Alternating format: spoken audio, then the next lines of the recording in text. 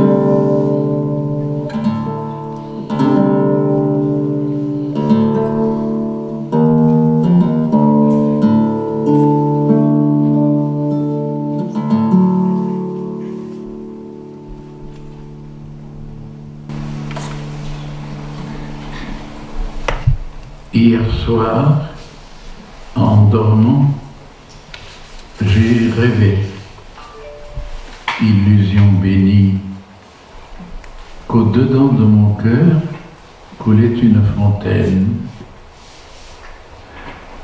dis-moi, pourquoi, filet caché, ô, viens-tu jusqu'à moi, source de vie nouvelle où je n'ai jamais vu? Hier soir, en dormant, j'ai rêvé, illusion bénie, que j'avais une ruche au-dedans de mon cœur et que les abeilles dorées y faisaient, avec mes vieilles amertumes, de la cire blanche, du miel doux. Hier soir, en dormant, j'ai rêvé, illusion bénie, qu'au-dedans de mon cœur luisait un soleil brûlant. Il était brûlant parce qu'il donnait une chaleur de brasier flamboyant. Et c'était un soleil parce qu'il éclairait et faisait pleurer. Hier soir, en dormant, j'ai rêvé, illusion bénie, que c'était Dieu que j'avais dans mon cœur.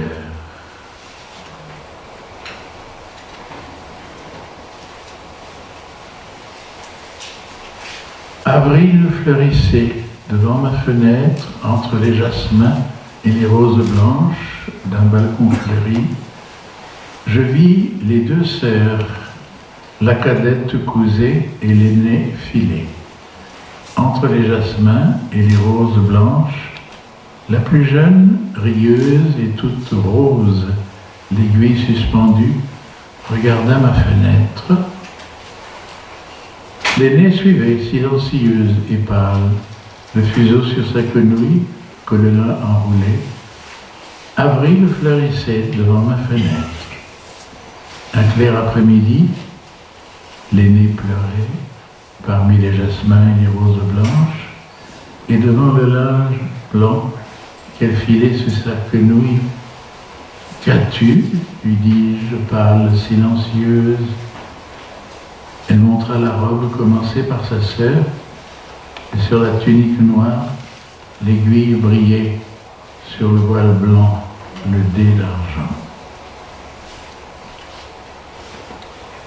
Elle montra l'après-midi d'Avril qui songeait tandis que l'on entendait un tintement de cloche.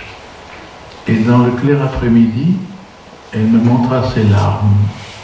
Avril fleurissait devant ma fenêtre.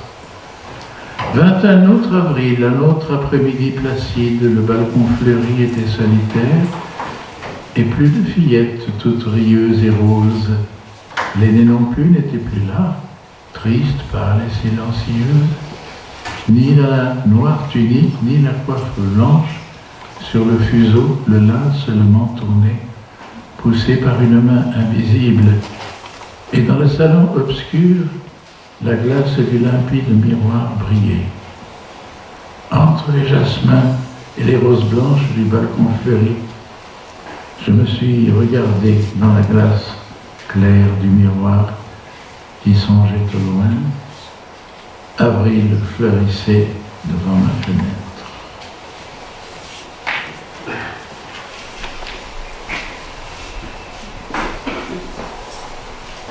Je m'en vais rêvant par les chemins du soir, les collines dorées, les pins verts, les chênes poussiéreux. Où peut-il aller ce chemin? Je m'en vais, chantant, voyageur le long du sentier. Le jour s'incline lentement, dedans mon cœur était cloué. L'épine d'une passion. Un jour, j'ai pu me l'arracher, et je ne sens plus mon cœur. Et toute la campagne à l'instant demeure muette et sombre pour méditer. Le vent retentit dans les peupliers de la rivière. Mais le soir s'obscurcit encore et le chemin qui tourne et blanchit doucement se trouble et disparaît.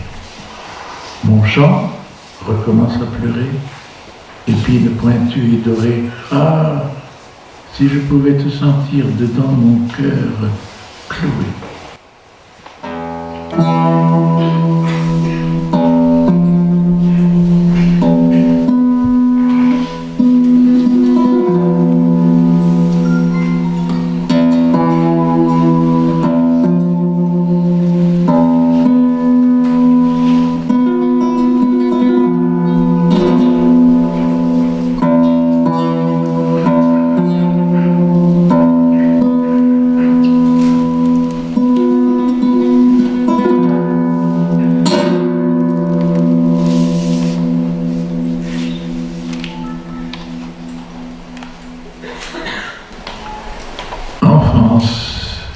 souvenir d'un patio de Séville, d'un clair jardin où mûrit le citronnier.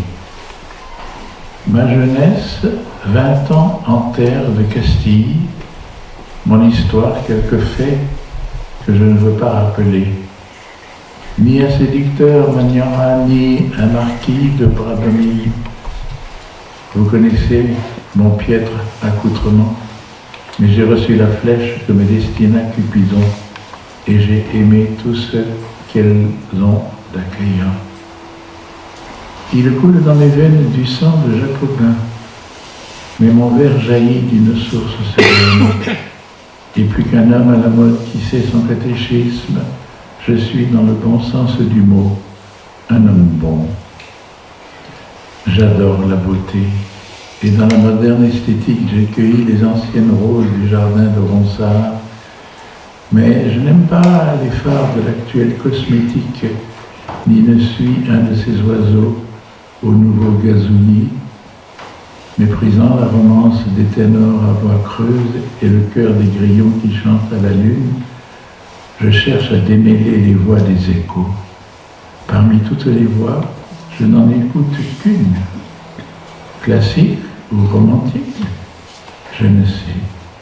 Je voudrais laisser mon poème ainsi que son épée, le capitaine, fameuse par la main virile qui la brandissait et non pour l'art savant du forgeur apprécié. Je converse avec l'homme qui toujours m'accompagne, qui parle seul, espère à Dieu parler un jour. Mon soliloque est entretien avec ce bon ami qui m'a pris le secret de la philanthropie. Après tout, je ne vous dois rien. C'est vous qui me devez ce que j'écris. J'accomplis mon labeur de mes dernières paix, l'habit qui me couvre, la demeure où j'habite, le pain qui me nourrit, la couche où je repose. Et quand viendra le jour du dernier voyage, quand partira la nef qui jamais ne revient, vous me verrez à bord, à mon maigre bagage, quasiment nu, comme les enfants de la mer.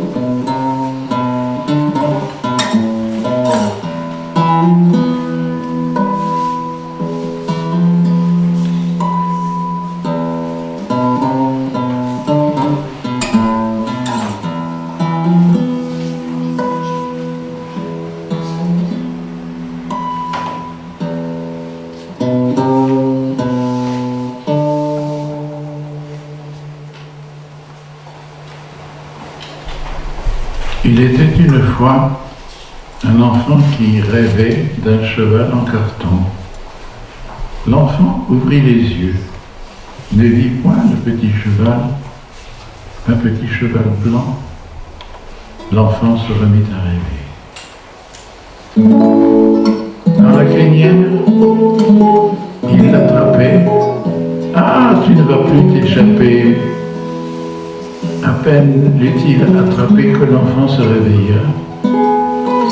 Il tenait le poing fermé, bien, le cheval s'était envolé. L'air très sérieux, l'enfant se disait qu'un cheval de rêve n'a rien de vrai.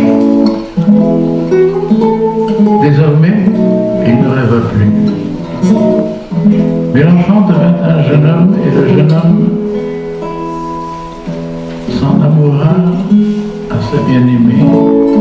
Il disait « Toi, es-tu ou non pour le vrai ?» Et quand le jeune homme devint vieux, il pensait « Tout n'est que rêve, le petit cheval rêvé et le cheval pour de vrai. » Et lorsque la mort arriva, dans son cœur, le vieux demandait « Et toi, es-tu un rêve ?» Qui sait s'il s'éveilla?